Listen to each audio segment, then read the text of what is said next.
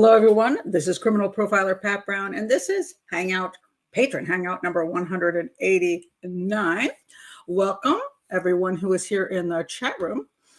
Let's see who just rolled in. Allison rolled in, Martina rolled in, Taylor rolled in, Kara rolled in.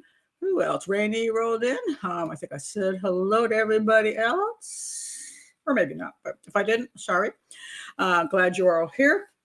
I have to take a deep breath. It's one of those days, and I don't know if you've been to my new channel.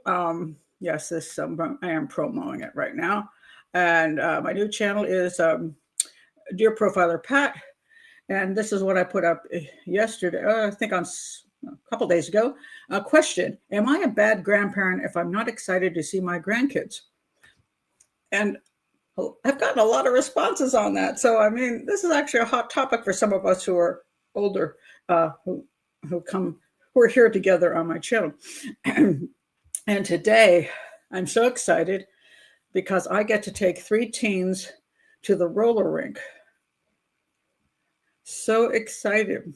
I don't want to go. Yes, I do. It's my granddaughter and her little friends.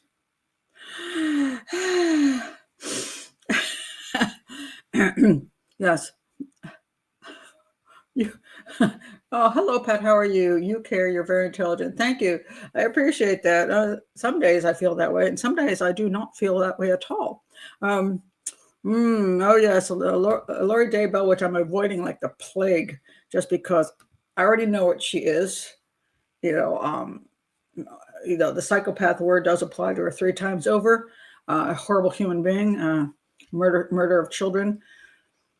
And I really don't have much more to say about that because I don't want to watch her just go to court and lie, because she's, I know what it's all about. I know a lot of you find it very interesting. I just don't have time for watching psychopaths lie in court. And just manipulate everybody, which is what she's doing. But exhausting. Yes, that would be it. Exhausting. Although I guess it is amusing and horrifying, because it's hard for us to imagine how anybody could be like that. Do the things she did and then have the gall to claim she didn't and then stand up there and be her own attorney. But yeah, we have a differing of opinion here. I have no desire to watch. And then Taylor says, I have to watch. We all have different things that, for me, I have to understand. I've been in the business for over 2 decades. So I'm not amazed or stunned by the behaviors of psychopaths.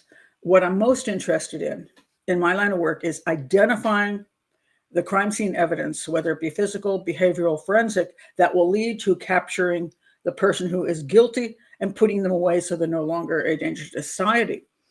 Would I like to find a way to prevent people from becoming psychopaths? Sure. But we have... Well, I'll say this, our society has gotten a little screwed up. So I think that's across the world right now. But again, I have to be honest. If you look in history, psychopathy has existed throughout history. We just don't live in those times, so we don't recognize it. We're like, oh, those were lovely times. No, they weren't. They were raping and murdering people daily. They were doing horrible things in the past. So I would actually say, to some extent, we're living in a time where it's much safer than had you lived in the, the 1100s, back at, 500 BC or whatever the heck it was. You were lucky if you made it to 18 years old, if that, maybe 6, maybe just murdered when you were 2 because you were, whatever, couldn't feed you. Boom. So we don't know how actually people lived in the past. And I just think that we've always had psychopaths. We've always had narcissism. We've always had a variety of times that go up and down as far as how things work out, and how people behave, which to me is, I will over and over, I think I've mentioned this before, but I think I'll mention it again because it's one of my favorite animal shows, and I always forget the name of those creatures. Somebody help me out here. The little guys in South Africa who stand like this. They like these little teeny things. I blank on their names. I never remember their names. What are those little creatures? Somebody help out. Come on now, guys. Little small guys who stand up like this. Thank you. Oh, thank you. Thank you. Thank you. The meerkats. I have a block against that name. It's my mother's favorite animal is a meerkat. And I have these cute little meerkats I've set up in her memory. And I watched the show on meerkats, which you can find on, I think, on Prime Video. Quite a few seasons of it. And the interesting thing about the meerkats is that when they introduced this meerkat colony, essentially this little group of meerkats, and I think Daisy at the time is the head meerkat. She's the queen. And you get to know the meerkats and their behaviors and you love them. And then when they go and kill other meerkats, you just don't care about those other meerkats. Like, why am I like not bothered by that? But if those other meerkats come in and kill my meerkats, I'm devastated. So throughout human history, groups of people have killed other groups of people, and people within the groups of people have killed other people. It's just the way we are. So I understand that psychopathy exists throughout time, and psychopathy goes up and down depending on the situation. For example, El Salvador had a really bad problem with what was going on in the inside El Salvador, and because of that, there was a creation of a lot of psychopathy, a lot of violence. MS-13 and all that stuff was just created a lot of young men who were very dangerous. Now that it's been cleaned up a lot down there, it'll be interesting to see whether we see the psychopathy rate drop. And I wanted to point something out that somebody wrote, and I said, wow, I agree with this guy, because I've said this over and over again. Let me see if I can find it. About some of the reasons people do some of the horrible things they do. And one of the number one reasons is boredom. I mean, we never think of that as being true, but boredom. And I noticed that when I was over in Egypt, there was like a 70% unemployment rate. And you're in a box of sand, you know what I mean? Yeah, that's what your country is, a lot of sand. Now, mind you, there's wonderful Egyptians there and all that stuff. There's, cultural aspects, which people very much like, obviously great history and all that stuff, but high unemployment rate and not a lot to do, especially if we're in Cairo, So boredom. And this guy wrote this. I thought this was really interesting. The boredom of hate. Much of hate is birthed out of boredom. We see it on the internet. People are so freaking bored sitting in their mother's basement or whatever. They're just sitting in their house. They don't have enough contact with human beings. So they come on here and they say, Pat Brown is an ass. Gives them something to do. Makes them happy that moment in time. Maybe they'll have a connection, whatever that connection might be, and whatever the reaction might be. Hey, it's something, because you're bored out of your damn mind. So the guy says, much of hate is birthed out of boredom. Many terrorist groups can easily recruit young adults who have a lot of energy and very little prospects for a successful life. Absolutely. This is what happened in El Salvador. This is what happens in the United States and in UK and whatever country you're in, where you see gangs emerge. When you live in a neighborhood where your daddy's already in prison, your mommy is questionable, maybe a drug user, whatever she is, you don't really have a good family. Maybe your grandma's okay and you just use her because she keeps giving you money and keeps hoping for you. But you're bored. You see no future. And the no future thing to me is very important. When you see no future, you become desperate. So one of the most important things when we raise children is to show them that they have some interesting things in the future. Because if they don't see those interesting things in the future, they're going to go for whatever they can get right now, no matter how horrible it is. The excitement, the pizzazz, it's just the adrenaline rush, which could be sex, drugs, violence, whatever the hell it is, because it's better than nothing. And it's better than, and you don't really care about it because the future doesn't even exist for you. And interesting enough, that show, Dying for Sex, which I go check out my videos. I did a whole thing on dying for sex, where this woman who got a 4th-stage cancer diagnosis and very little time to live decided to go dump her husband and go and have sex with 200 men apparently and a bunch of scuzzy dudes, and so she could, I don't know, fulfill herself in some weird way. Why? I suppose because she saw no future, and so she was desperately jumping out to get something, because she couldn't think of, like, maybe I should bake a cake. Maybe I should help out at the hospital. Maybe those things weren't enough. And maybe I didn't say that enough when I did that, because I didn't really have as much of an issue with the woman doing this. I just think she's emotionally disturbed. I was more disturbed the fact that you would praise this as something wonderful, some female empowerment. I think that's nonsense. She was a desperate, sad woman who didn't see future. And so she did whatever made her live in the moment, even if it was sick. So not a thing to praise, but I understand that concept. So this is what the guy's saying, is that they get the terrorist groups come out of a lot of locations where people see no future, especially men see no future. And they're like, hey, I can sit around here and do absolutely nothing. Can't get a job. Nothing's going well. Or I can get this gun and join this group and do something exciting. Yeah, okay. Why not? It says here, so many Facebook posts can easily ensnare a cruel response from someone longing for some connection with another. Absolutely. Whether in major acts of evil or small acts of unkindness, boredom often expresses itself in a form of hate. We are bored, so we lash out. I was pleased to see this person write this. I was like, exactly. And it's sad, because it shows that what's lacking is some hope for the future and some kind of fulfillment in life. So if you want to prevent psychopathy, you have to have decent family, you have to have decent community, you have to provide a decent future. That's how you prevent psychopathy, theoretically. So anyway, I'll go to some of your comments right now. This was not my plan to open the show. But anyway, if you're new to the channel, please do like and subscribe. Join Patreon on the link below if you'd like to be in the chat room. Okay, then. And check out my other channel, Dear Profiler Pat, where people ask for advice and I give the advice. All right. Oh, you want to go to El Salvador on holiday? El Salvador, yeah, has beautiful beaches. It's Salvador, it's kind of interesting because I do have some ladies who come to my house. They clean my house. Okay, so people are like, oh, how could you hire servants? I'm like, yeah, because I can't clean. I have no talent. And they probably make more per hour than I do. So I like them, and they're nice people.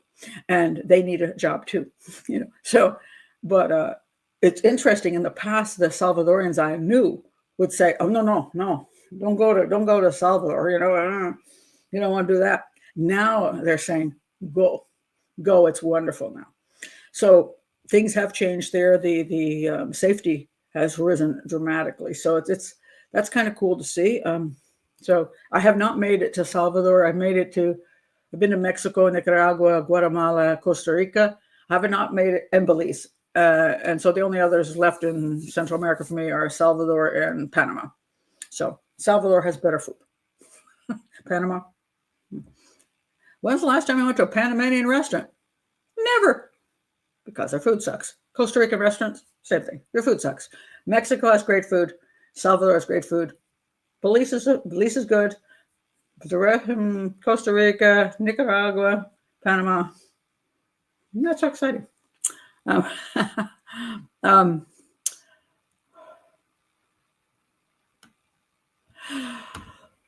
Christoph says, that's disgusting. When you don't live much longer, you should experience nice things. Yeah, I think some of the problem is maybe you just don't know what those nice things are. Maybe you can't even figure out how to get those nice things. Maybe the problem is you've done some of those nice things so much. This happens to people of all ages, that you can get bored if you get older, because you've done so. It depends where your life is at. If you've done very little in your life and have these opportunities to do things you never got to do before, you're very excited. If you're at a point in life where maybe you've done a lot of these things anyway, then you're like, what new thing could I possibly do? And sometimes that can be a little depressing. It's like you want some excitement, but probably you're not going to, maybe you're not going to get probably married again, have kids, start a new career, all this stuff that you do when you're younger, and they think, what the hell's left, you know? Although I will do want to comment because it's been in the media, and I do want to say something about it. Yeah, these ladies. Okay, so we've got this this Jeff Bezos thing was on the media. Katy Perry blasts off into space as a part of an all-female astronaut crew. Sorry, not a clue. Maybe they didn't have a clue, but anyway, their crew, all female, quote, astronaut crew. Can't speak straight. Anyway, so they go up in that blue oxygen thing, which looks like a dick. We all know it does. And we're like, oh, all these women are inside a dick instead of the other way around, which is interesting in itself. But anyway, there they are. They've gone up there. And who is a part of this what I would call photo op on April 14th, 2025. So Blue Origin, they've had Jeff Bezos has, I didn't even really know much about this, but this rocket thingy has done a bunch of trips to the border of, I guess, Earth's atmosphere and space. And you go up for like 10, 11 minutes. And when you get up to the very border, you get to float around the cabin for like a few minutes and go, woo, and you look out the window, you see the Earth below you, and then you come back down. And it's a little bit fascinating because it's all done it's completely computerized, and pretty amazing the way the thing goes up and then comes down all perfect. And it's perfect. It's quite fascinating. But going up in there was Bezos' girlfriend, Laura Sanchez, and then we had the former NASA scientist, Amanda Nguyen.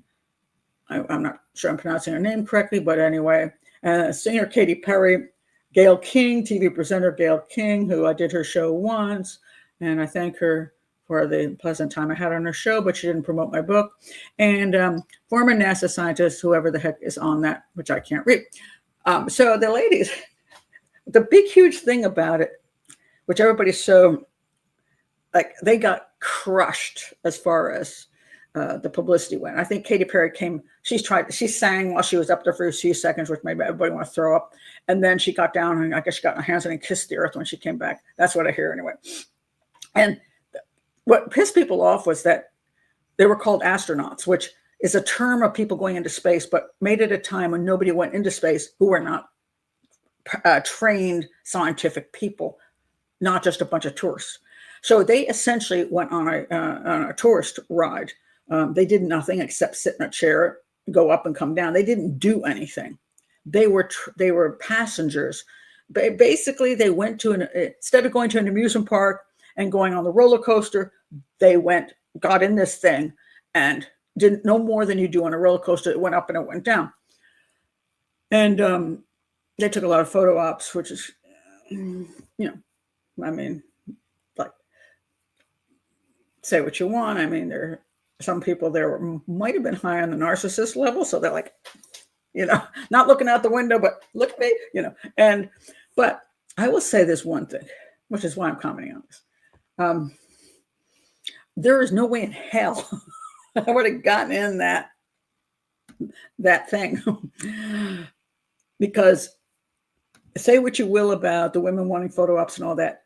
There is some level of guts that it takes to get in there, because any of us who look back in time remember a certain rocket going and killing a whole bunch of people who were not scientists, who were along for the ride. The teacher, I forgot her name now, Christy, whatever. Anyway, she went up because she was going to be the first teacher in space, and then it was a horrific thing. And most of us who lived through that and were watching the takeoff and seeing it blow up would probably never get in this freaking thing. Of course, I don't have probably whatever costs $500,000 to get on it, but when you're in there and that thing takes off, it still takes off like a rocket. And even if you're not going into deep space, you're still going up above the Earth so high, higher than a normal plane, which scares the crap out of me anyway, because I'm always wondering, like, what could go wrong? And then you look down and you see the Earth, and it's very beautiful for those seconds. And then you say to yourself, oh my God, am I ever going to get back down to Earth? And they did. They came down beautifully. And then the parachutes came out and they floated down. It barely wasn't even a bump when they touched down to the ground. Beautifully done. And yes, there's been quite a few previous flights which have gone just as well. So you could say, just like flying on an airplane, it's safer than driving down the road. But I'm not getting on that thing. I'm chicken crap. And why do these women do it? Yes, maybe because I wanted the photo up. Maybe because they also needed that excitement in their lives. They'd experienced a lot of life in front of cameras, on television. And the problem a lot of people don't get is that when people are in the public eye and have done, and not only that, have had so much money to do every freaking thing. When somebody says, oh, why don't you go on a cruise? They're like, get out of here. Why don't you want to go on a trip? I've been on like 50 of the things, you know what I mean? So they've done so much that they're getting to the point where they're just, nothing much excites them anymore. And that's unfortunate, because it's nice to be excited by things in life, but sometimes you can get to a point where you've done too much that nothing much, really thrills you anymore. So maybe that's why they got on that thing. And I'll give them some credit. They had some guts to get in there, because I'm not getting in there. I'm not. So do I think they were astronauts? No, that's ridiculous. Did they have to wear the cute suits? Well, they're on television. And did they have to do all the gaggy things they did up there for the 3 seconds up there and stupid stuff? No, they didn't. But that's who they are. But I'll give them credit for one thing, which is getting in that thing, because I wouldn't do it. So maybe because I'm so young, at almost 70, maybe if I were 90, I might get in that thing. Oh my goodness. Well, pretty much. I mean, I guess it's just an appropriate, just the way it's built just happens to look that way. Sometimes things are just what they are. They're designed to be effective. Don't go there, guys. Theoretically, yes, you guys are designed to be effective. Sometimes it doesn't work so well. But anyway. Oh my God. I was homesick, school sick that day, and saw it as it happened. That was one of the most horrible things I think I've ever seen. And I think I saw it at school, because they were showing it, because it wasn't supposed to blow up, So you're sitting there going, oh, I remember being in the classroom. It's like, oh, look, they're going up. And then you're like, what the heck? I mean, yeah. Well, one trip won't go so well. Yeah, it's gone extraordinarily well, but till now, obviously extraordinarily well designed. I got to give them credit. Sometimes the problem is when new innovations come through, there's always things that don't go well with new innovations, but those new innovations do add to the future of things that we now have. I mean, we fly in planes that, for the most part, don't crash a lot, and we wouldn't have that if there hadn't been a bunch of crashes earlier on, and so many things that are new don't go well in the beginning, because that's how it's trial and error, and so I prefer to wait until I'm sure that they work. Oh my God. So it is space tourism. That is true. But so many people are like, oh, they're so ridiculously rich. Why didn't they give the money to the poor and needy? Anybody who has more money than they probably absolutely need to survive could say the same thing. I mean, should they be finding ways? And it isn't that these people don't find ways to help the poor and needy. Okay. And find ways to have certain charities that they support. But is it ridiculous to spend that kind of money to fly up into space? I don't know. Is it ridiculous to buy a $10 million house? In my opinion, yes. But, I guess if I had 10 million, it wouldn't be much. Not that I'd spend it that way, because I'm just not interested in an overly large house I don't feel like dealing with and doesn't feel cozy to me. But you know, when money goes from one place to another, sometimes then it's then redistributed to people who are working on projects and engineers and all that stuff. So it's not always, although Jeff Bezos, let's face it, it's a lot of money. But so, yeah. But anyway, I don't know how I got off on that little thing about boredom. But anyway, that's about boredom. Well, speaking of people who need something better to do with their lives, this is actually crime now. We'll go to crime. We've had the recent, this Molotov cocktail bombing of the governor's palace. I said palace. It looks like a freaking palace. This was actually very gorgeous before it looked like this. This was the governor's mansion, and it was the governor's residence. This happened back on Sunday. Forced the evacuation of Governor Josh Shapiro and his family in the middle of the night. And it was an act of arson. And they arrested a guy named Cody Bomber, 38 years old, of Harrisburg. Now, I've seen a whole bunch of crap. Oh, it's so annoying. On X and else on Facebook, which the accusations are he's on one political end or on the other political end, and he said a bunch of confusing stuff, which really puts him on sometimes on either side of the political spectrum. And then there was this issue where he basically, I think he got his house like taken away or something.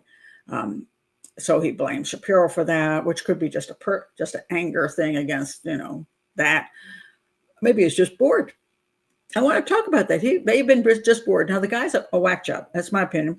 And sadly, he had a bunch of children, which he apparently is not going to be spending time with anymore. But here's the thing I thought was interesting. So this was an act of arson. And usually when you get people doing arson, they're usually firebugs. They're pyromaniacs. And so do you think this guy was the right guy? So if you go back to his Facebook page, let's see, that's where's his Facebook page. Okay, this is him, Cody Bomber. Hey, listen, I know the world is scary right now, but I could make it scarier. And if you notice the picture below on the left, yeah, there he is. Apparently, somebody wrote up there, bro is just obsessed with fire. You think? Here's another picture of fire. Here's an interesting picture. Be the light you want to see in the world. But that's a Molotov cocktail. Oh, my God. I mean, seriously. So, do you think he's the one who did it? I mean, talk about history. People leaving a trail behind them of things that represent them and what their way of thinking is, and where they might be heading. Oftentimes we see people who are like planning a murder. They'll go on the internet and they'll look up how to kill my husband, whatever. And you're like, and then they don't realize that although they were just thinking about it, 6 months later when they did it, that they had that history that kind of supports that they indeed are the ones who did it. And so this guy leaves a whole trail of fire arsony things, and it's like, yeah, I kind of think he is a pyromaniac, and also angry at the world and a failure. And so, but yeah, so yes, it appears that he did do it, but I don't believe there was, personally, I don't think there's any real overly political thing in there, because that guy was all over the map. And again, this is not a political channel, so I don't like to go there, but when you get a person, I've said this before, a lot of psychopaths, a lot of serial killers, a lot of mass murderers, even if they pick out a target, aren't all that political, because they really don't give a crap about politics or other people, or they don't care about anybody but themselves. A lot of times they'll pick a target simply because it will get publicity. That's it. And what target they pick today might be in one political party. What target they might pick the next week might be in a different political party, or one race one week, a different race the next week. Whatever works, because psychopaths, in my opinion, are some of the most apolitical and non-racist people I've ever known. They don't care what politics you have, what your gender issues are. They don't care what race you are. They're just happy to kill you. That's the fun part. So, Lord. Yeah, Google searches get them every time. It's quite amazing. It really is. So, justice loves dumb criminals. We need those for the juries because a lot of times as I point out, the juries don't, have a difficult time with difficult cases. So if the case is easy, it's nice because at least you can get the guy put away quickly and end the whole thing and not let him out so that he can continue on with more stuff. So let's see. Oh, okay. So anyway, so on the heels of all of the depressing things in the world, I just want to say I like watching The Nanny, which is now on Prime Video. All of her seasons, The Nanny. It just makes me happy. Sometimes you just got to do stuff that doesn't have any overly serious content and I'm surprised. One of the things when you look at some of the old comedies and you watch them today, they're like, that's not very good. The humor doesn't ring right. It just doesn't. Everything's so old it doesn't work. I'm enjoying the heck out of The Nanny. I just find the writing really good and cracks me up all the time. So, you want a little relaxing in your life? Watch The Nanny. And if you have any good suggestions for a show that is happy, I'm a Death in Paradise person. That's one of my favorites. I went back and watched the original Magnum PI with Tom Selleck, and I couldn't stand it. I thought it was really, really bad. I was surprised. I thought that the acting was the way the people talked was stupid. His friends just were annoying as crap. The only person I liked was the what's his name? The guy that takes care of the big mansion. He's still funny, and I think the new replacement, which is female in the updated Magnum PI, is also funny. I like Higgins. Higgins in the past and Higgins in the present are great. I personally wasn't thrilled about Tom Selleck. He's better than the rest of them in there, but the stories are really bad. I like the new Magnum PI. I adore that show. I think everybody there, it's great stories, great humor. I love how they show Hawaii. I love all the culture they bring into Hawaii. I love Kumu. I think she's adorable. And all the friends, I like them and the way they get together. I like all the camaraderie. So I like Magnum PI, the new one. And I was surprised because I thought I wouldn't like that, but I like the old one. So now you know what a criminal profiler does when they just want to relax. And I don't want to watch a whole bunch of, I do watch some little criminal stuff and little mystery stuff, but I like the camaraderie in my shows. I don't want to hear all the horrible, depressing backstories. I don't want to see gore. I don't want all that stuff. I just want to feel like I'm part of whatever group it is that's solving a little crime, but also being good friends. That's how I stay happier. The Golden Girls. Yeah, okay. I still like the Golden Girls. Golden Girls are good. Yep, I like the Golden Girls. They make me laugh. And Cheers is still good. That's true. Frasier, I'm going to go with Frasier. And I have watched Beyond Paradise. It's not as good, but I watch it just because. I can't do the Lotus thing. I don't know. Something about that show annoyed me, but maybe I just should give it another chance. But interesting. I was thinking to myself, how many new shows are as good as some of the old shows? And, I kind of found that interesting. I did love Friends. I did like Frasier. I did like forgot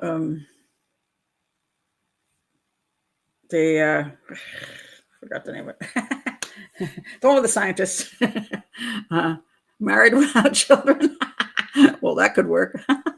Oh my goodness. But sometimes we just need something pleasant. So something pleasant in our lives besides crime. And I was asked the other day, I was like, well, how much do you talk about crime outside of this show? And I'm like, I don't, because this is my work and I do my research. I do the show. I work on other side things with profiling. And then when I'm not doing that, unless it's, I say, a camaraderie show, It has humor in it. I don't want to watch that stuff, and I don't want to talk about that stuff. I got other things to do, like hang out with children at a roller rink. Before I go on, I know somebody's going to want to ask about the cat, so I'll mention the cat. Okay, so the cat, look at my recent picture. What do you notice? Oh, no, that's not the picture. That's when I went to our giant food store. It's $3.99. And my daughter said, well, that's not so bad. I'm like, it's not a pound. It's $3.99 for each one of those oranges. $4 for an orange? Get out of here. What the hell is it made of? That wasn't the picture I was looking for. I'm looking for my cat picture. Where'd my cat picture go? Okay. Now, okay. What do you notice about my feral cat?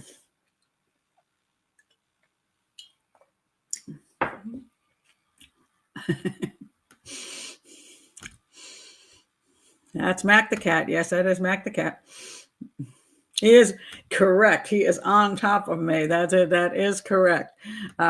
So what I did was see, Mac was pissing me off because Mac was coming in the room, and I feed him next to the bed, and then he just comes over and eats the food, and then gives me stink eye, and then he just walks out. And I'm like, seriously, it's a lot of money to be feeding you, and you don't even give me the time of day, So I decided I would change things up because he has been letting me walk around without him freaking out as much. So I decided I would try to see if I could get on the ground and then put the food in my lap. And he did. He came over and ate the food out of my lap. But then I upped the stakes to moving the food bowl enough over where he had to actually stand on me to eat the food. So I have succeeded. He put his little paws on me and he's eating the food. So yes, I have made progress there. And then I was wondering why my cat, or my non-cat, because it's not my cat, it's a feral cat, why he is, where's my picture? Where'd it go? Where's my picture? Where is it? Seriously? It's gone. Hold on, guys. I have lost a picture. Where did it go? It is, I forgot to bring it over. So he hasn't been sleeping in his little cat bed. And after a year, he started sleeping in the cat bed, which was, out sitting in the room. And all of a sudden he won't sleep in it anymore. But I notice he's underneath the dining table. And I can walk out now and walk around the kitchen. He'll stay under the dining table. He doesn't flee, which is stupid of him because I am near the cat door and I could just shut the cat door and he'd never get out again. So you're an idiot, cat. But I thought maybe the reason he's not sleeping in the cat bed is because he likes being underneath the table where it gives him a little bit of privacy. So I have now moved the cat bed under the table. And so tonight I will see if he likes sleeping in the cat bed, but he didn't like sleeping in the cat bed out in the open. So this is my whole animal behavior project, all because I didn't make it to Rwanda to hang out with Diane Fossey and the gorillas. See, I'm trying to make up for things I failed at when I was in my 20s. It's still a long way to go. Yeah, it is. Mac doesn't. He is a psychopath. He's a feral cat. Are you kidding me? Oh my God. So, see, I'm not an unrealistic person. So, if I were somebody asked me about why do therapists often not label people who are in their care psychopaths, who are clearly psychopaths? Why don't they do that? Well, one thing is they're therapists. They like to fix people. They don't like to give a diagnosis which is unfixable and which is psychopathy. You can't fix a psychopath. You can train a psychopath to some extent because you have to make it understandable to them that what they're doing is not beneficial to them. It doesn't matter what other people, killing other people, that's no biggie, but will it help you out? If you kill other people and you do a bad job of it, you're going to go to prison. So make it sure that they realize that killing other people is not beneficial to them. That's the kind of thing you try to convince them of because they don't care about other people. They only care about themselves. So quite frankly, the cat thinks the same way, you see. So Mac the cat, probably nothing I will ever do will be about that he's thankful for the food I have given him and he wants to be my friend. Nah, that's never going to happen. It's more about how much do I think you're a threat to me? And if I feel you're not as much a threat to me, how much more can I get out of you? So see, I'm very aware of that. So, I realize that as much money as I'm spending on this cat, it is a science project. And that cat is probably never going to give a crap about me, because that's the way cats are in general. But but when you have a feral cat, even more so. And I'm going to segue from there to something I've been trying to talk about forever. Let me find it. Okay. I'll check on it. Let's see. Cats are much less adapted to humans than dogs. You can't blame them. Well, there's a point. Cats, they're very different creatures. Very much so. Personally, I prefer a cat over a dog any day, because I find dogs like 2-year-olds, and they're needy and obnoxious, in my opinion. They love the hell out of you because they want you to pet. I don't know. They want you to pet them. They still want what they want, like a toddler. But I appreciate the dogs next door to me, my daughter's dogs. I'm very nice to them. I pet them. I cuddle with them. I do all those things, as long as they don't have to live with me.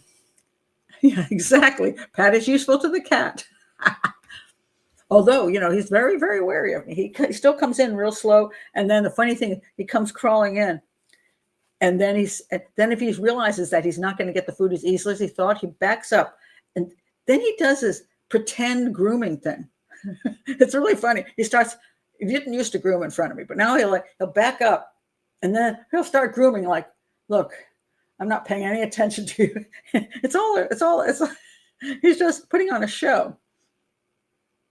And it's really funny to watch. I'm like, you're not really grooming because you're comfortable. You're grooming because you want me to look away. Because if I look at him, he'll hiss at me. So it's quite interesting. Oh my God. Your cat is your best friend. That's what you think. As long as you do everything that cat wants. And mind you, I'm talking about, I have had cats since I've had cats like 30, 40 years of my life. I've had so many different kinds of cats. I've had Bengal cats. I love Bengals. I mean, Bengals are my favorite. They were odd mix between a dog and a cat, actually. Amazing cats. So I've had some wonderful cats. And Ziggy, my last cat, before my non-cat Mac, he was the worst cat I ever owned. And I ended up with him for over a decade. And, it's like you're living with the beast, you know what I mean? But he had his moments where he was cuddly and, always wanted to sit with me and be petted and all that stuff. So he was still my cat. But cats are interesting creatures. So, but I kind of relate to them. So.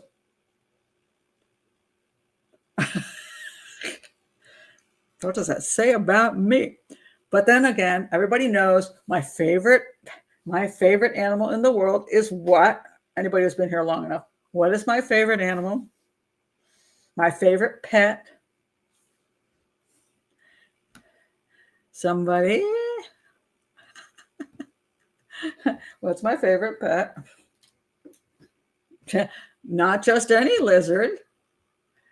I did have my pig. I did have my pig for 20 years, my potbelly pig, Gwendolyn. And if you want to know about Gwendolyn, I tell you this all the time. If you want to see me with a potbelly pig, Gwendolyn, you go to YouTube and you put in Profiler Pat Brown, pig, Gwendolyn, and you will see me with Gwendolyn, because she became a celebrity.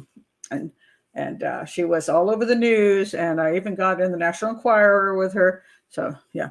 Not just a lizard. No, not a bearded lizard. I had a bearded dragon.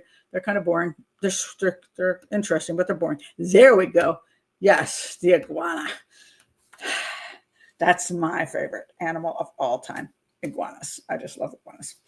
They're big. They do come to you. You can call them and they come and eat out of your hand. They will sleep on top of you, and they do know you. And the reason I know this, because it was so weird, I couldn't believe it, was that I had an iguana named Abraham, and I had the iguana for quite a while, and then we were moving to California, and I had to stay temporarily at my mother-in-law's house. She did not approve of having an iguana hanging on her curtain, apparently. So I took the iguana to a pet shop that had a huge terrarium.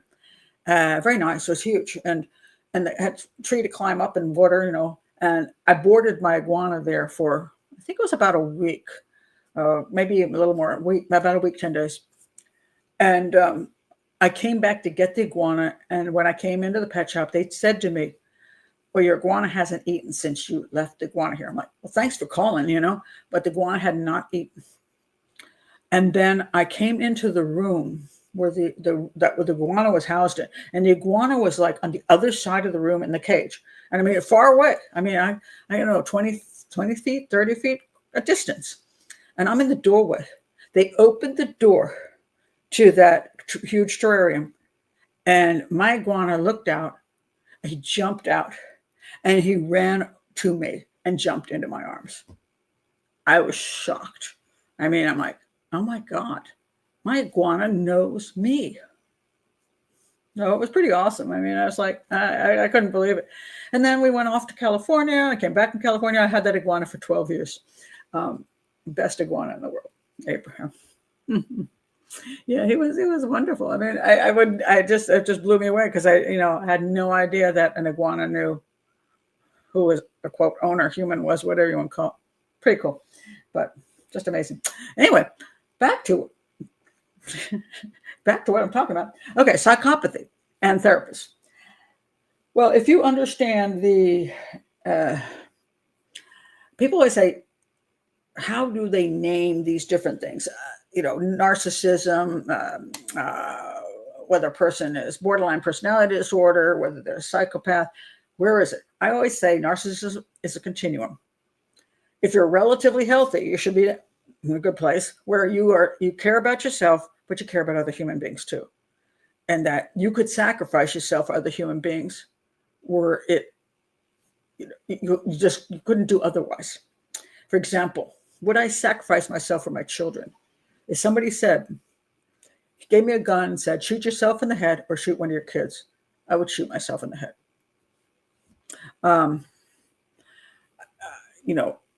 If there were people I didn't know, if that were true too, there were people I didn't know and I was told, shoot one of those people or shoot yourself, I'd shoot myself. Because to me, morally, I couldn't take another person's life, an innocent person's life. Couldn't do it. I'll take my own before theirs. So I'm hoping that puts me in the healthy category where I do care about myself, but I care about other people, and there's things I will and will not do. And then you move up. And when you go farther up you go, the less likely that person's going to put the gun to their head. They're like, oh, if I have to. And when you get to a psychopath, they're like, do I only have to kill one of them? Couldn't I kill all of them? Then you're a psychopath.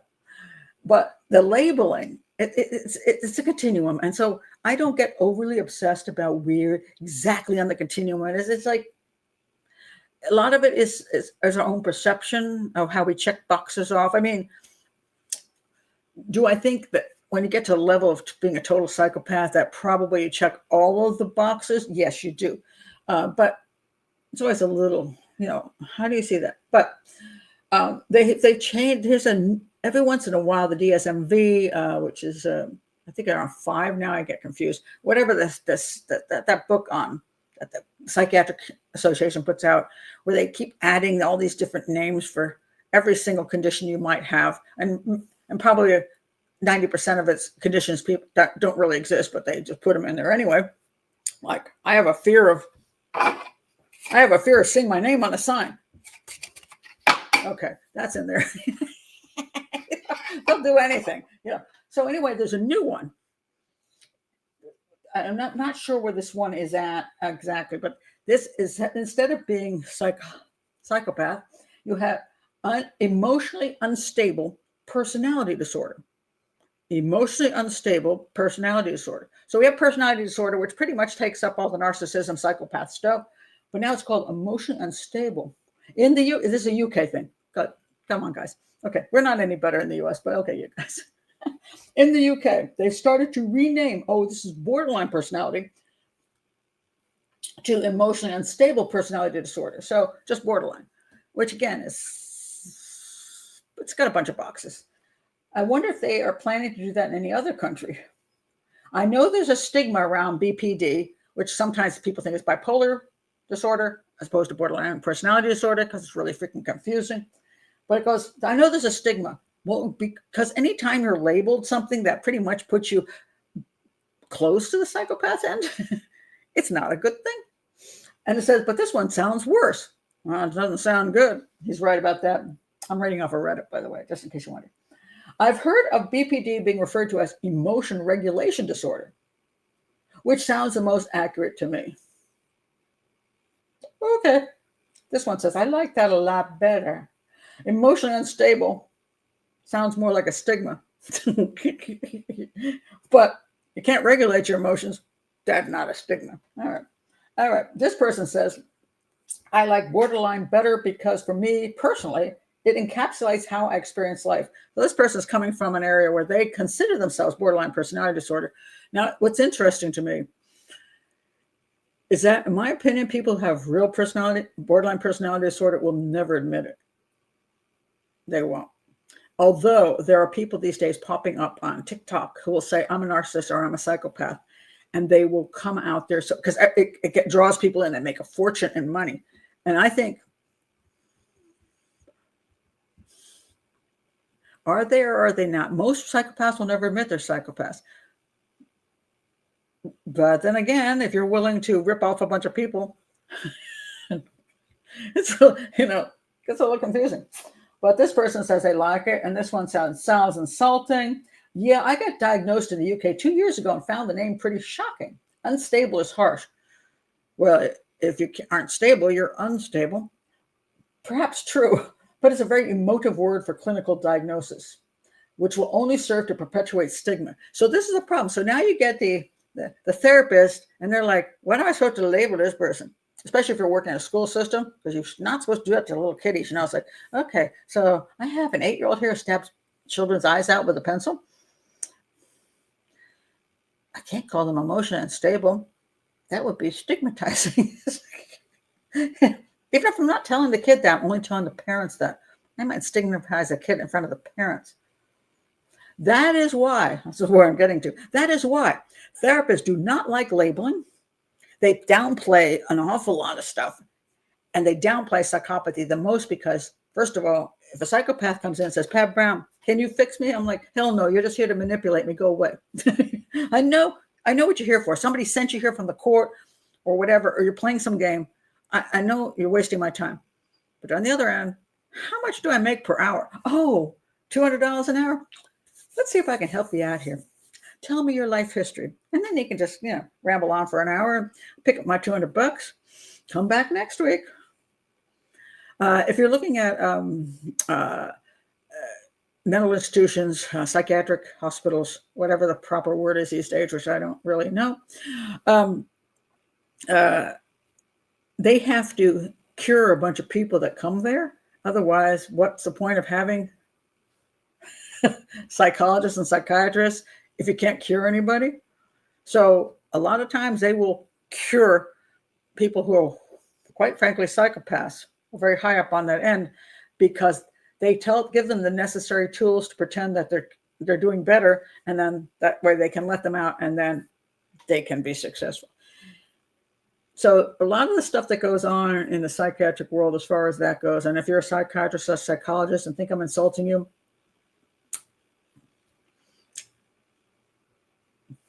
wait, let me think about this. I appreciate certain methods of therapy. I do, because I've worked in psychiatric units as an interpreter in hospitals, and I've run into some very excellent psychologists and psychiatrists.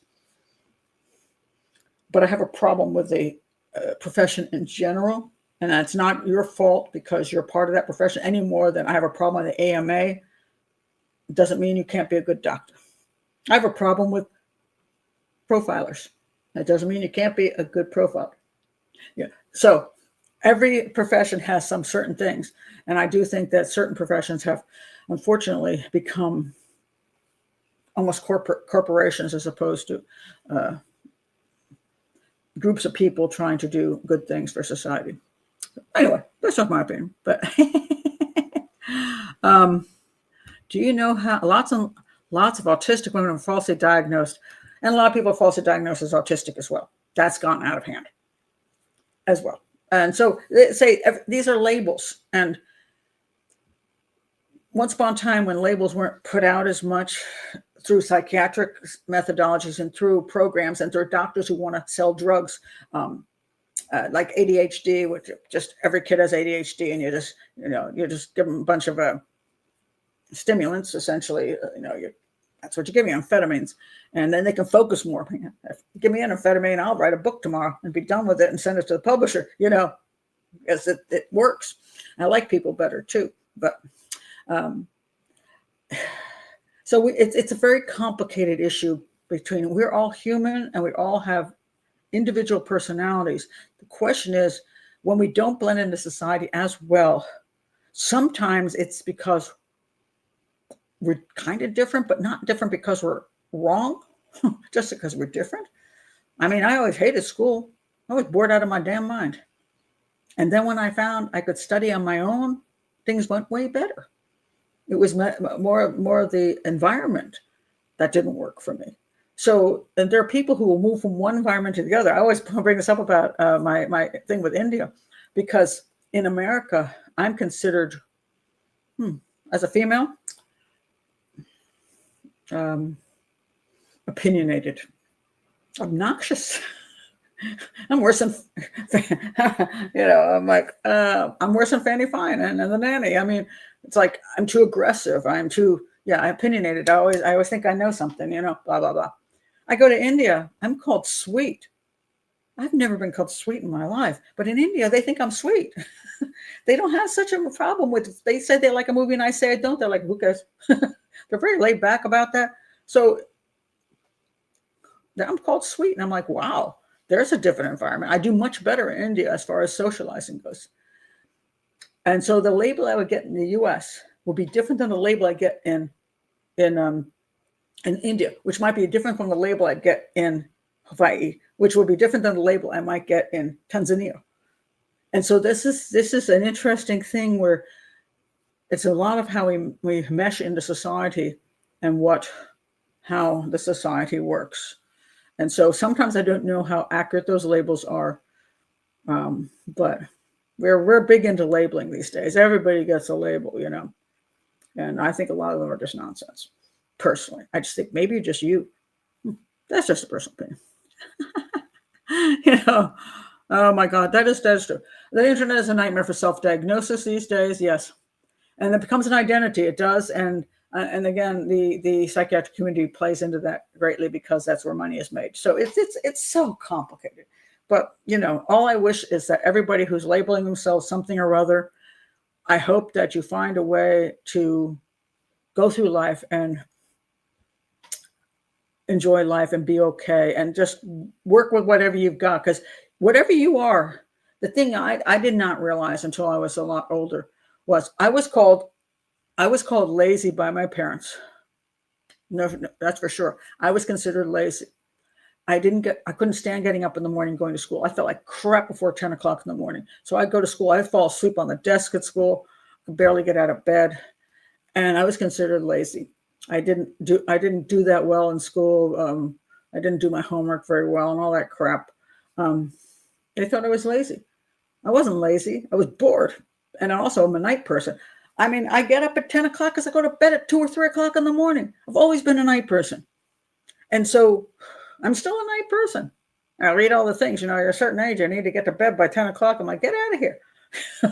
I'm lucky if I get bed by 2, So that's why I don't do early morning shows, because I can't stand it.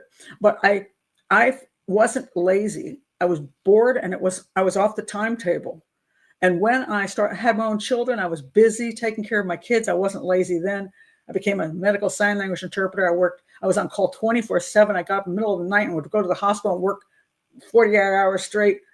And then I became a profiler. I studied on my own, over 400 books studying on my own to learn profiling along with seminars and stuff. And then doing all of this. I don't think I'm a lazy person. I'm just not a morning person. And I don't do well in situations where I feel like everything is moving too slowly and I get bored and fall asleep. So I finally found a way to live that matched me. But I don't think I need a label. I don't have to be called ADD or whatever the hell else, which people want to say I'm ADD and ADHD. And actually, I don't even see that I matched that, because I've looked at some of those things, and how many boxes do you have to check before you're actually that, But I understand if you feel like you need to check those boxes off, you do. But a lot of times I think maybe you just need to be you and find where you fits. And at different points in your life, you will fit in different places. So that's just my theories on that. I don't know how I got on that, but I did. So let's see what else I want to talk about. Let's see. I was asked to talk about, I have to talk about the Menendez brothers. Okay. So yeah, there they are. They're getting their resentencing hearing, which they got lucky to get. And I was very glad to see this article come out. Crime victim advocacy groups gather in San Pedro to condemn Menendez brothers' sentencing. It's a crucial week for them as they get their bid to be released from prison. And the Menendez brothers have a lot of support, including many of their family members. Yes. Sorry. I love it when videos pop up on a screen you didn't even click on and then start talking. The Menendez brothers have a lot of support, including many of their family members. The family members weren't murdered by them. They weren't. And I don't know that whatever issues they had with their parents, the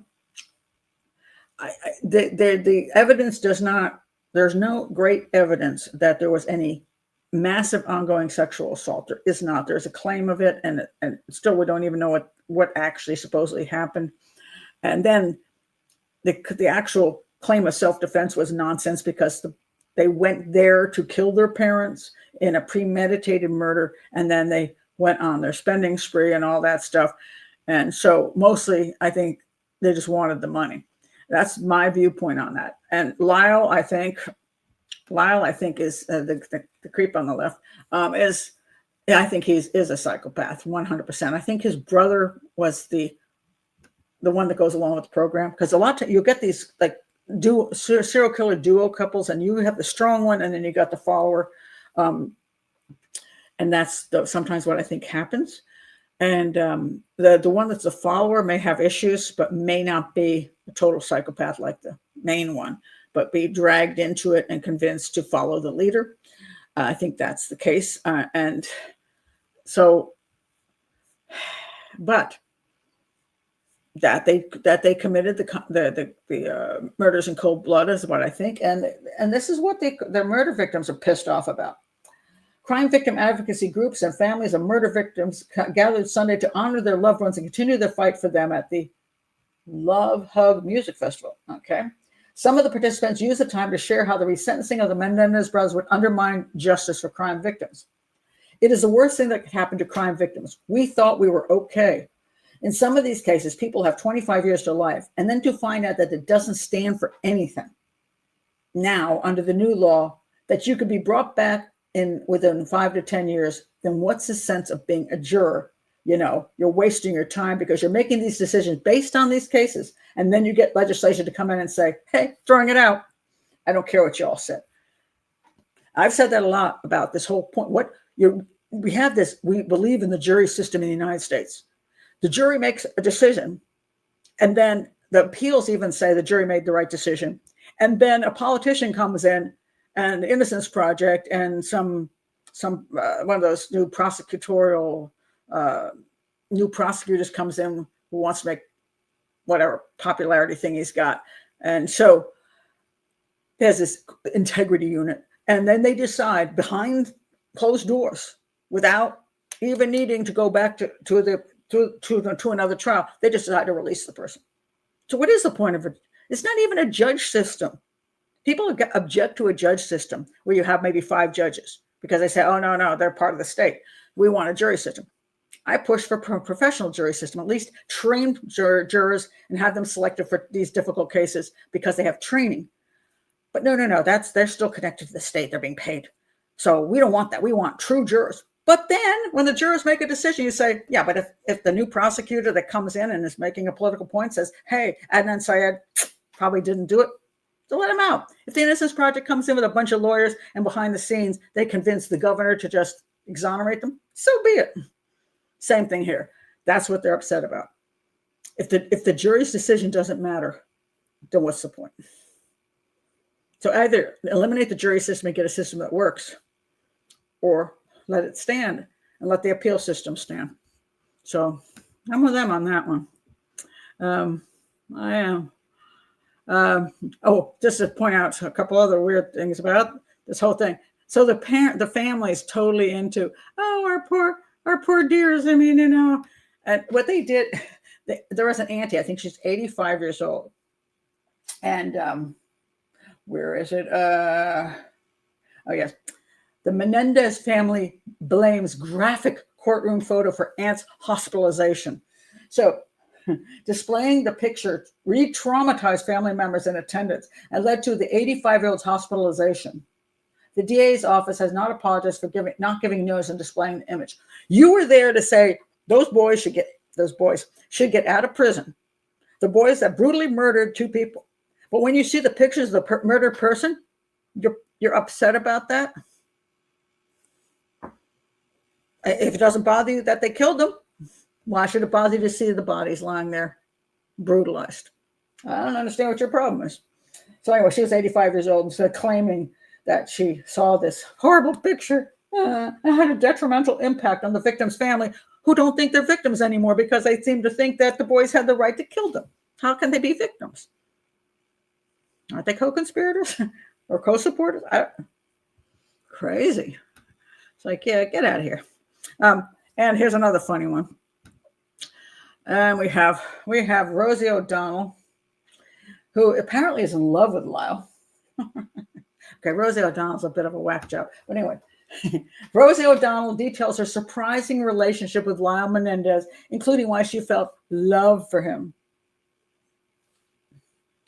It comes from People magazine, which now is a piece of garbage. Well, it always was a gossip rag, but they really got downhill. She said, for the first time in my life, I felt safe enough to trust and be vulnerable and love a straight man.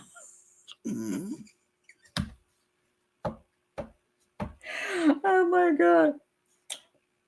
So you pick Lyle Menendez. Now, she's not saying love is being romantic love, but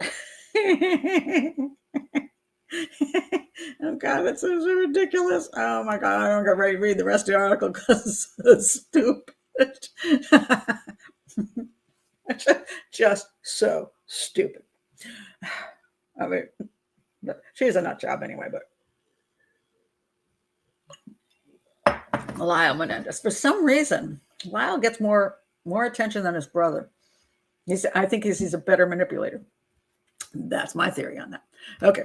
Now, I was asked to talk about this case, and I want to get to it before I forget to get to it. Okay. Is it this case? Oh, no. That's Emily Nutley. She's a teacher, and she sent naked pictures to her student at the high school and had sex with a student at the high school. Let's see, where is she? Just because I accidentally hit her picture. Where is it? She's married too. Not anymore. But anyway, married teacher at elite Catholic school accused husband of neglect after admitting to sex with a student, sending him nudes. So I guess she didn't get enough sex from her husband, so she went for the student. She's 43 years old. She accused her husband of neglect when he filed for divorce. She had sex with a 17-year-old student and sent him nudes. So she was at a prestigious Jesuit boys' institution in Cincinnati in 2023. She was fired. The one thing I have to appreciate about the New York Post sometimes is that they do use words that they won't use on CNN, like the depraved educator. Was fired in October 2024 when an internal investigation led to her arrest and indictment after accuser came forward. Nutley's soon-to-be ex-husband, Jonathan Nutley, filed for divorce just weeks later, leading his perverted wife to claim he was guilty of gross neglect of duty and extreme cruelty during their marriage. Just like the woman who dumped her husband to go have sex with 200 men before she died, I guess you got to blame the husband for not being a good lover, which sometimes is true, but still, you don't get to have sex with your students. Prosecutor said she pursued the minor outside of school hours, texting the youngster nude photographs of herself and sexually explicit messages shortly after she was hired. She didn't take her time. The warped educator, they have great adjectives. The warped educator was supervising a program aimed at helping students struggling with academics. Take his mind off of that struggle, When she met the student who was participating in an at-risk group, the affair turned physical in November, with Nutley reportedly performing oral sex on the student and the duo having sex a month later. Oral sex is sex, so I don't. Okay. The encounters took place on and off of school grounds. They said that Nutley continued to trail the student after he tried to end the illicit rendezvous. The predatory relationship was. My page just reloaded. Sarah said, stop doing that.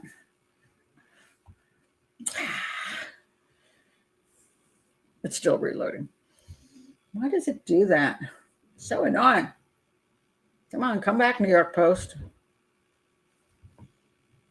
New York Post doesn't want to come back. Anyway, it was very upset. At any rate, you got the point. Unbelievable. So women do these things as well as men. And again, she's not a pedophile. I want to put that out. She's not a pedophile. She's an ephebophile. People get these things wrong. Pedophile is for children who have not gone through puberty. They're literally children. A ephebophile goes in the teenage years, where, just to be realistic, a lot of those teenagers look pretty damn good to adults, both male and female. You go to a pool, go to your local pool, and you watch them strut around in their swimsuits, and they look pretty damn good. They're attractive. And so there are adults who are attracted because they're attractive. The difference between adults who do not have sex with teenagers and those who do is a sense of morals and ethics, that you don't do that even if they're good looking. Just because something is attractive doesn't mean you have the right to mess with it. So, and especially when it's your student, that is a big fat no-no.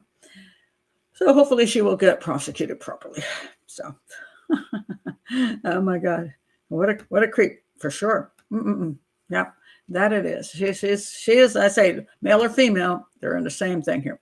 I want to do this one thing that I was asked to do, and before I forget to do it, where is there?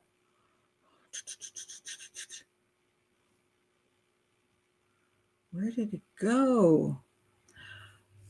Okay, hold on. I got to go over here. Maybe I forgot the picture. Hold on. Scarlett Vickers. Scarlett. I did forget the picture. Did I forget the picture of Scarlett? Oh, no, here it is. Okay. I did have it here. Okay. I was asked to do this one. This guy, Simon Vickers, was found guilty of the murder of his 14-year-old daughter, Scarlett. It's a little bit of a weird case. And the reason it's weird is because his own wife backed him. And he was a biological father, so we're not talking. So it's the wife backed him, and so did the wife's sister, who apparently was there. Very strange case. So on July 2024, 14-year-old Scarlett Vickers was murdered by her father. Her death sent shockwaves across her hometown of Darlington and the rest of the country. This is in Durham, County Durham. Okay, so here's what happened. Emergency services were called out to the Vickers home in Darlington, County Durham, on the night of 5th of July, 2024. Her father, Simon Vickers, is said to have been drinking wine and smoking cannabis earlier that day. Okay, so he was under the influence of something, but not something terrible in the sense of something that would cause him to be violent. I mean, wine and some weed Yeah, more likely to make you not get out of your chair. So anyway, Vickers stated that he and his daughter Scarlett were engaging in playful activities in the kitchen prior to her death. Playful activities. Simon Vickers claimed he accidentally picked up. Now, of course, he's not saying this. This is being written. He accidentally picked up a knife during the play fight. You don't accidentally pick things up. You pick things up. You don't accidentally like, oh my God, I thought it was my phone, but it was a big fat butcher knife. You know, that one. When you pick up a knife, you know you pick up a knife. That's not accidental. The consequences of this resulted in an 11-centimeter deep stab wound in Scarlett Vickers' chest. 11 centimeters. Okay. It's not a nick. That's a stab. Despite prompt intervention from the emergency services, Scarlett died of injuries at the scene. Simon Vickers was arrested on suspicion of her murder shortly after. He protested the stabbing was an accident in his initial police interviews. However, inconsistencies in his statement quickly began to raise suspicions.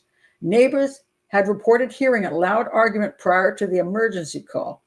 The account cast doubt over his version of events. Now, the pathologist found that the fatal wound was inflicted with significant force. As a result, it was highly improbable such an injury occurred accidentally, unless the person fell on the knife. You know how that always works. The person fell on the knife. Now, there are occasions where a person can run into a knife and fall on a knife. It happens. Not very often, but it is often used more than it happens. Okay. Dr. Jennifer Bolton, a home office pathologist, testified that the depth and angle of the wound indicated that the knife was held deliberately and firmly. So not just like you grabbed a knife and it was kind of like a slashy thing happened, but more like a stabby thing happened because you had a strong hold on the knife or a strong hold on the knife. Adding further complications to the Vickers' defense, it was found he had given conflicting accounts of the incident. Initially, he claimed Scarlett had lunged at him during the play fight, consequently causing the accidental stabbing. So he's basically saying he's going like, I'm going to get you. And she's like, ah! You know, that's the claim. Later, he claimed that he had swiped the knife across the work surface without realizing its sharpness. I don't even understand that one. These inconsistencies in his statements further undermined his credibility. All right, so the court was presented with an account of his history of aggression.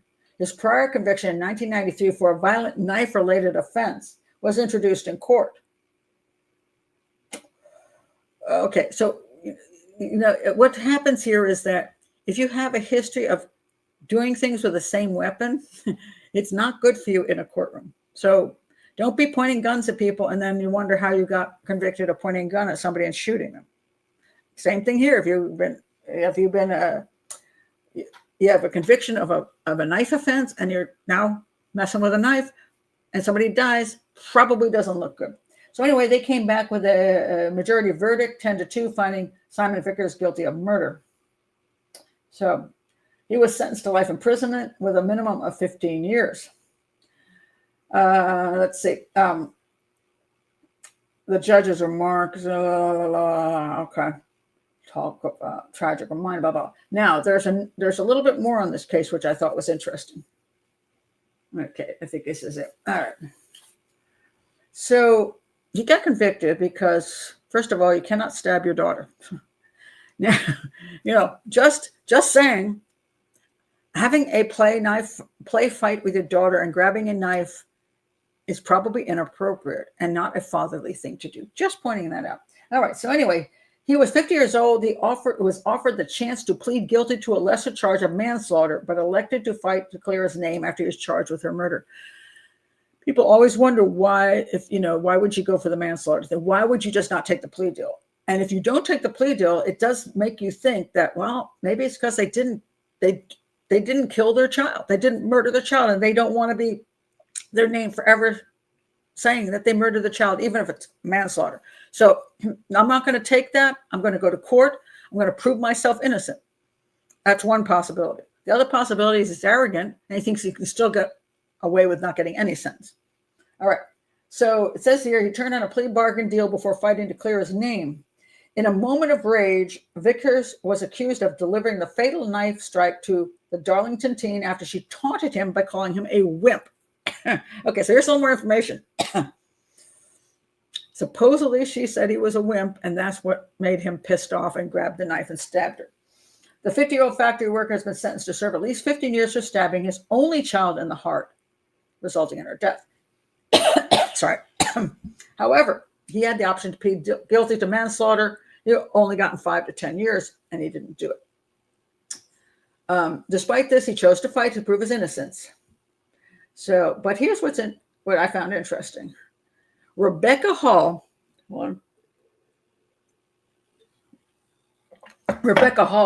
the sister of Sarah Hall, that's the wife. Sarah Hall is the mother of the teen and the wife of this guy. Her sister, Rebecca, expressed disbelief about the incident, saying they were messing around. There was no aggression. She did not say anything like, "Dad has a knife," or "He's going to hurt me." Surely she would have said something beforehand.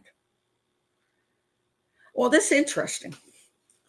Just for the fact that you would think, first of all, if the mom, you would think that if her husband killed her daughter, she would be furious.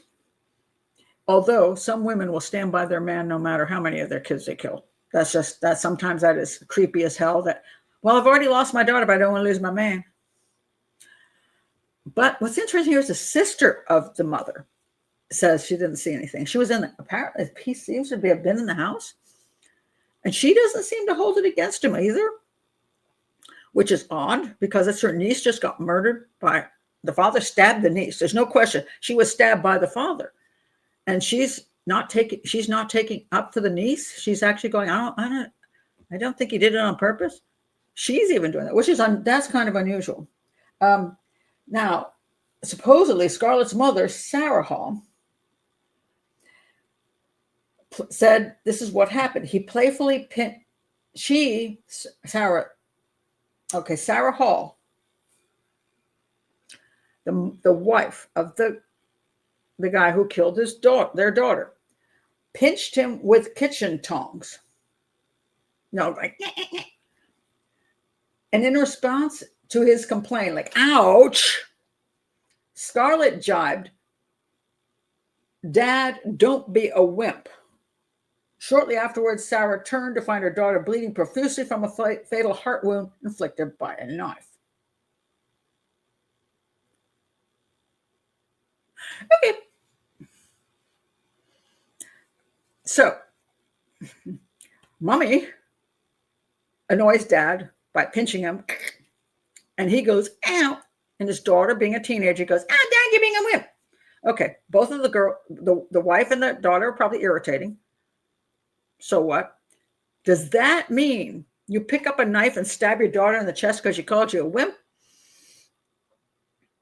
That's kind of hard to believe that was accidental. So I don't know what the auntie's issue is, where she's like, "I don't see that he did anything really on purpose." I think that explanation right there, that she pinched him, she heard her daughter say he was a wimp, and she turns and sees her daughter bleeding from the time she pinched him to the time she turned back to see her daughter dying, or her husband with a knife in his hand who has stabbed her. He had to literally pick up the knife and stab her. They weren't play fighting. So I'm going to say he deserves to be in prison where he is. He's probably got anger problems. He's had them for years. Yeah. So, yeah. What do you think? It's so hard. How could they defend him? I have more problems with the auntie defending him than the wife, because the wife could be stupid. Maybe she's put up with his aggression for years. Maybe she, again, can't envision life without her husband. Maybe she thinks her daughter's a pain in the ass, which her daughter might be a pain in the ass. That's that. She's a teenager. Maybe her daughter is annoying as crap. And so maybe she's screaming at her daughter all the time, throwing things at her daughter or whatever the heck's going on with the daughter. And now she's pissed off daddy, and daddy turned around. He didn't mean to do it.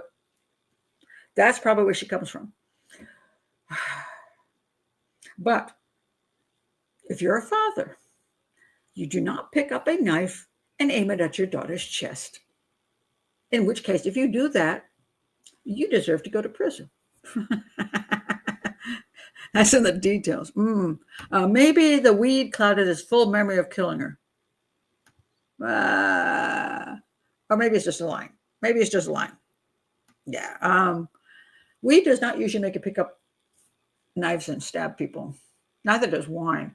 I'd like to know whether they gave him a drug test to see whether there was something else involved, like meth or something in the system. Meth would be more likely to cause this kind of thing. Aggression is usually caused by some level of amphetamine, not stuff that you just can't even get up. You know, you're sitting on the sofa going, I'll get up when I get around to it. You know, I mean, yeah. Regardless, when you're a dad of a child, your job is to protect her, not stab her to death. Just saying. Oh, the lady who fell on the pitchfork twice or 3 times or 4 times. Yeah. There's still a lot of argument over that. And there's that new, they're trying to get him out of prison again, claiming that she did actually, it was an accidental death. And you check out my pitchfork. I forgot the name of the whole thing now. But yes, I found him. I find it a homicide. I do not find it. She accidentally fell on the pitchfork, God knows how many times. So the corn rake. It's called the corn rake murder. So go to YouTube and put in profiler Pat Brown corn rake, and you'll find that one. Frida, hi Frida. On the algorithm, does the number of comments make any difference? Did wonder about commenting one. Oh God, don't waste your time. Some people are so kind to me. They'll go for the algorithm and they want to comment for me. Believe me, no. The algorithm thing on YouTube is unexplainable, and I had a very good month back. I think it was January, February. I was like, always hoping that this channel would get to the point where it's just a decent salary so I can survive on it. And I had 2 good months. And normally I had like 1,000 to 1,500 new subscribers. So my hope was I get that 100,000 subscriber point sometime before I was 72 years old. I could get that silver plaque just for the work. This is a little prize that you want, And overnight, my income dropped to, I think it was 1/3 of what I made the month before. And my amount of subscribers dropped from, like new subscribers, dropped from like 50 a day to 50 a week. Do I have an explanation? Do people get bored with me? Is it my thumbnails aren't good? Who the hell knows? What happened is YouTube stopped promoting my videos for whatever reasons. That's really what comes down to, because if new people don't see your videos, and you don't get the level of views, and you don't get the level of anything. Don't worry about your comments. It's very sweet of you guys. Don't worry about any of the algorithm stuff, because it's unexplainable, and the algorithm changes all the time. And smaller YouTubers got stabbed in the back repeatedly. What I will say is that I like doing the show. I like having you guys here. So I will continue on, even if it's not the most financially rewarding, whatever, because I like doing it. Now, it does help to have at least the income be enough to put full-time work into this, because otherwise you'd have to put full-time work someplace else. And I know people are like, oh my God, but you're turning 70, so you don't need to work anymore. So I had a woman say that to me over the senior center. So she's like 50. She goes, why don't you retire? And I'm like, why don't you retire? She goes, well, I need an income. I'm like, yeah, because you're 70, you don't need an income. And what, you like what you do? I like what I do. I mean, some people want to retire.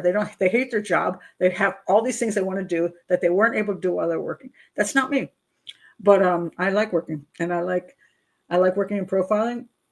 And so I want to find ways to do that.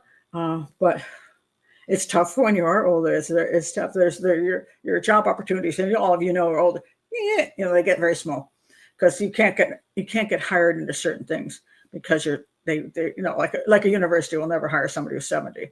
That's not happening. So unless you work as I take that back. Unless you work as an adjunct professor online, because they pay you less than minimum wage, so they'll take anybody, which is why our colleges are crap now. They charge a fortune for the students, but the teachers don't get paid much, so they don't really care how good those teachers are, those professors, and they pay them horribly. So they pay them by the course. So the more you work for your students, the less money you make per hour. So most of those professors, quite frankly, want to earn a living, so they cut down the amount of hours they work and pay attention and try not to pay attention to the students because they want to make at least twice as much per hour. There's a lot of crooked stuff that goes on in the world people don't know about. Oh my God. Oh, thank you, Frida. No, I've never been very impressed. I just me. I don't need a lot of fancy crap. I don't. I don't. When I travel, I travel cheap. I love I love cultures. I love taking local transport. I'll stay in Airbnbs and little places that cost like $10 a night because I find it interesting. I don't need a lot, so no. It's just me. Although I will admit, okay, so I have my moments, because I do the, well, you don't see, these are my acrylics, but I do pastel work, right? So I just did buy these guys. Oh, they're so pretty. So I'm doing my children's book now and about iguanas, and I need a lot of green. So I'm gonna have to figure out which one of these green applies to my iguanas. And pastels cost a lot of money. That's sometimes why when you buy a painting or something, you're charged such a high rate, because the cost of actual paints, pastels, very expensive. So that's one of my few things that I like. Well, some things good are free, but that stupid cat has cost me a lot of money, and I don't know how worthwhile that is. Well, younger professors too, because it's survival for a lot of people. It's just the way it is. Yeah, it's unfortunate. I'll show you something I do. I made this. Does anybody know what that is? That is a South Indian breakfast. One of the coolest and I think easiest things to make. I just love this. I mean, this has nothing to do with criminal profiling, but what the hell? It's a hangout. I don't follow rules on the hangout. Some spend it on coke. Yeah, I don't do the druggy things. Good night, Elaine. Oh wait, Aisha's heading out. Good night, all. You're not going to stay around for my recipe, my poha recipe. I have my poha recipe just because it is so delicious. I don't make much on my own. So, but poha is it's a South Indian breakfast, and you make it with this. Just so you can see. This is poha, thick. You want to get the thick, not the thin, or it turns into mush. It's flattened rice. And what you do is you take some of this, you throw it in a strainer, you just rinse it, let it sit there. Then you get your pan out. They can put any oil, but I use ghee. And then you put that in there. You put in some mustard seeds. And then you let that fry up. You put some onions in there, let that fry up. Then you throw in some, because I'm lazy, some ginger and garlic paste, because I don't want to chop everything up. I put that in. And then I put in dry curry leaves, which you don't have to do if you don't go to Indian stores. And then I put in turmeric.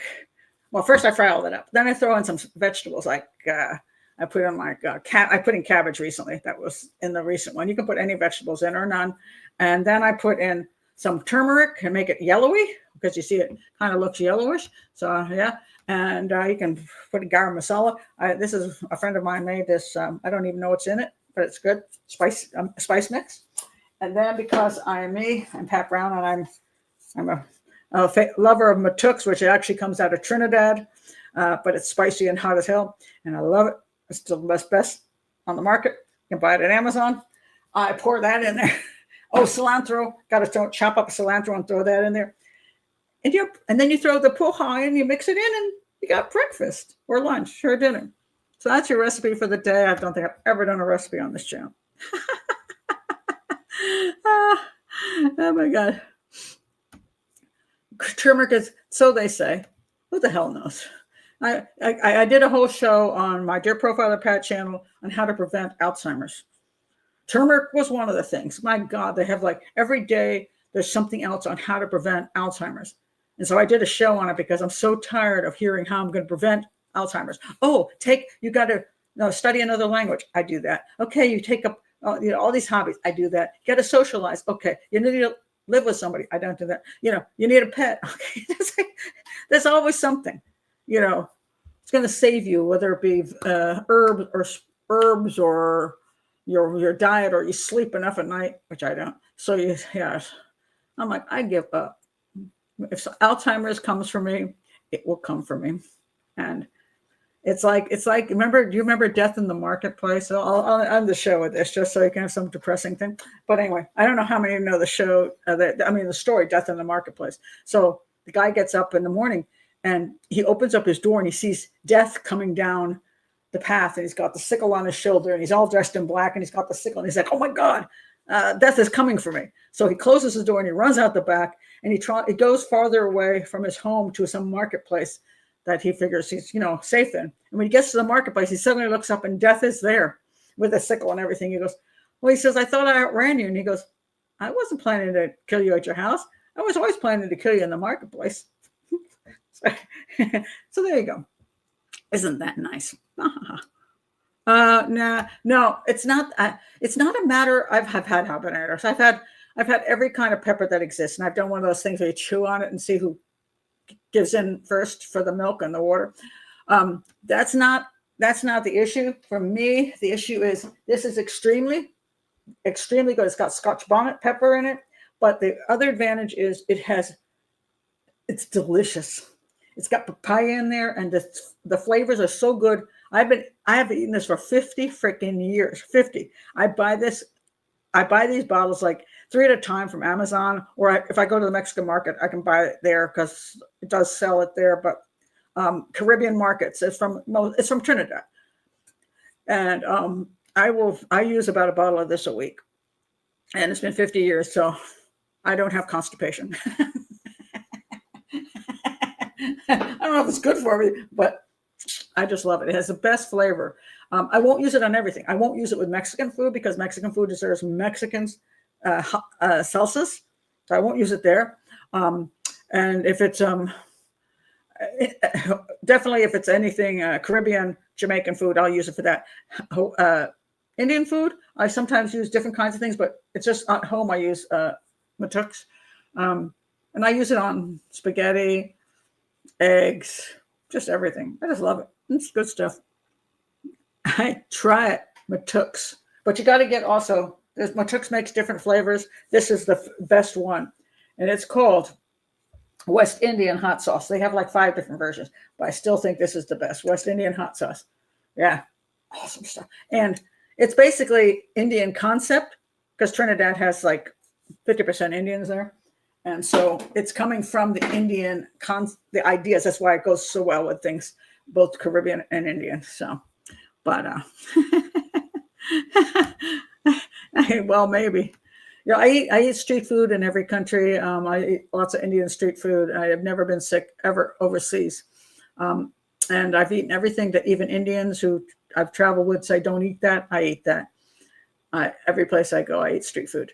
The only place I've ever been sick in my life from street food. Well, not from street food. I got sick in Whole Foods in Annapolis, Maryland. It's only place I ate a kale salad, and I was down for 10 days, and ended up suing them. So didn't get much money off of them, but that they were such jerks that I just wanted to report that they made me ill, and they sent a lawyer after me. I'm like, seriously, all I want to talk to is a manager to prevent other people from becoming ill. But they sent the lawyer, so I got a lawyer. I got $1,000 and a gift card. But I was out 10 days, so yeah. Anyway, all right. That's it. Oh no, always the same. It's no. Oh wait. Hold on 1 second. Hold on 1 second, Christoph. I will show you something.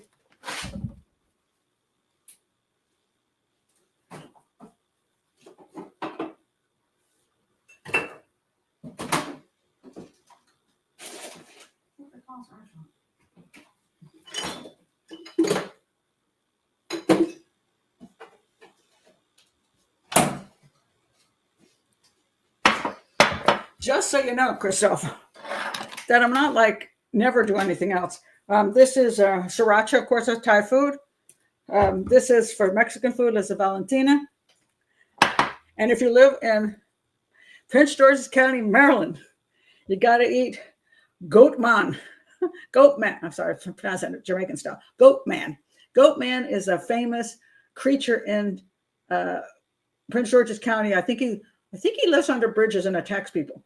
But this is a famous mythology of Prince George's County, Maryland. And so this guy made goat man hot sauce. This crap is very hot, extremely hot. So I want to do somebody in. Use goat man on him. Look up goat man. You'll see what the story is. Do a special about India. In what way? There's a ton of stuff about India out there. I've done some Indian cases. I have done Indian cases, and I will continue to do cases from other countries. I just did the Australian case on Sunday. I'm just looking up goat man now. Goat man, because this is a cool story. Goat man. All right. Goat man is a Maryland urban legend, half man, half goat, creature that is said to lurk in the woods, particularly in Prince George's County, which is where I live. Oh my God. So goat man. Yeah. It came out of the 1970s. And a dog was killed, and they blamed it on goat man. So there's a whole story here. But, but if you want to hear about traveling and how to travel and stuff and different places in the world, do check out Dear Profiler Pat, because I do have a traveling segment. Travel segment, which I talk about how to pick hotels, how to travel safely, how to deal with culture and stuff like that. But here I do cases. So I have done, I think, 2 Indian cases so far. And I have a third one I'm waiting to do, but I love cases from all over the world. And so if you got any, send them over to me. All right. Thank you. Thank you, Lisa. I appreciate that. Chris, listen to all of her podcasts. You will hear about India. Yeah, I am an India fan. So, and I hope to go back maybe this winter. But the only problem having with going to India in the winter, which is what I want, is the time difference, because I have to, if I'm doing my live shows from India, I have to do them in the middle, like 3:00 in the morning, 4:00 in the morning, or it's really difficult because they're 12 hours ahead. I can go to Mexico, fine. I can go to Hawaii, fine. But if I go to India, it's going to be hell trying to do these live shows. So that's an issue. And also I have to have a stable connection with the internet. And sometimes in India, the power goes off and the internet craps out. So, so I'm not sure how that'll work, but I may give it a shot anyway and just have to get up like in the, don't go to bed. Actually, no, for me, I go to bed at 2, right? So maybe I just don't go to bed and I do my shows at 2:00 in the morning from India. So who knows? Oh, Lord. You'll think you're late, Amy? Like at the end of the show? Yeah. I'm doing Fanny. Oh, wait. Anyway, I got to go to the roller rink now. Take my granddaughter and her friends to the roller rink. And I have to admit, it's a better roller rink than I went to when I was a kid. It's really kind of cool place. Very nicely run. The music is decent. I'm amazed that they don't have music I find offensive. And I don't roller skate. So I sit there and watch them go around. Yeah. So I'm glad you're here. Good Nacht to you too. I'm trying to understand how this word. Gut. All I know is gute Nacht, but close.